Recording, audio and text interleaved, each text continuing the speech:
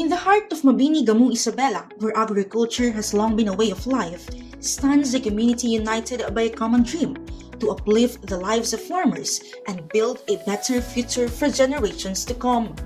This is the story of Balmako, Baro Alangati Manalon Agriculture Cooperative, a story of humble beginnings, unwavering determination, and the transformative power of partnership and innovation. Ako po si Raymel Bilinda, kasalukuyang General Manager ng Baro Alangati Manalon Agriculture Cooperative na nakabase dito sa Mabini, Gamu, Isabela. Bago naging co-op ang Balmako, ito ay isang asosasyon at na-organisa sa taong 2016 na may membrong 28 na katao at may pondo lamang na 30,000. Kaya malaki ang naging problema ng pamunuan ng asosasyon noon, kaya kami ay nanaliksik at naghanap ng pwedeng pagkuhanan ng pondo at makatulong para po may angat ang kabuhayan ng mga magsasaka na membro ng aming asosasyon. Pumasok ang taong 2016, nagkaroon po ng HICA program ang Department of Agriculture Regional Field Office 2 na kung saan ay nagbigay sila ng libreng bilhin na hybrid at ipinamigay sa mga magsasaka dito po sa masasakupan ng aming asosasyon. Kami ay nakakuha ng 720 bags na hybrid na SLA na kung saan itinanim po namin at yung bayad ng hinhi ay hindi na po kinuha dahil ito po ay rollover scheme na kung saan naging seed money ng aming co-op. What started with 720 bags of hybrid seeds planted not only crops, but hope.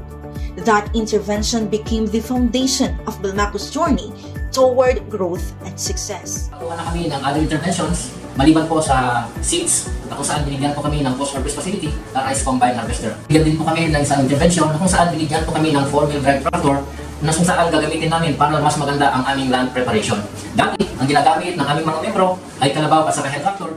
Bigyan din po kami ng precision seeder na kung saan ay ginamit namin ito para naman sa crop establishment. Kung mas maganda ang aming pagtatanim gamit ng intervention na ito. Napababa namin ang aming production cost sa paggamit ng intervention na binigyan nila na precision seeder at napalarami namin ang aming ani.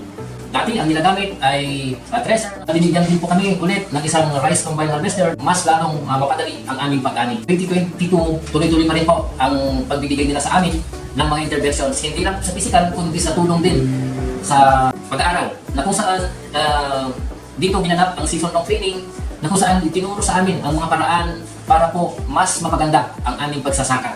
Dito tinuro kung paano yung tamang pagpili ng binhi, land preparation, tamang crop establishment hanggang sa tamang pag-ani. Kaya malaking tulong ang naibigay sa amin ng training na ito. Taong 2022, dito na po lalong umusbong aming asosasyon na kung saan ay binigyan po kami ng isang bodega na gagamitin po namin para po pag-imbakan ng mga ani ng aming mga membro. Aming asosasyon ay nag-convert ito po dahil mas maganda ang return ng investment lalong-lalo na sa aming mga membro.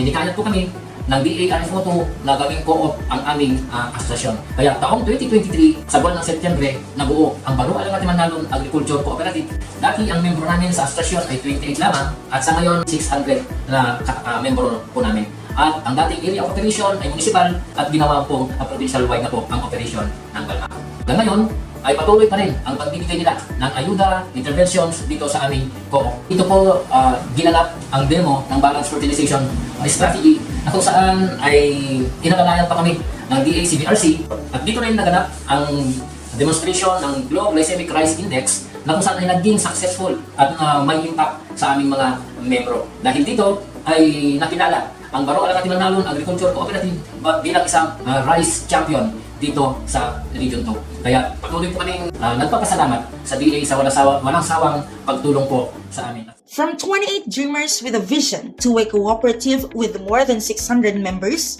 Balmako stands as a testament to what can be achieved when determined farmers and strong government support work hand in hand.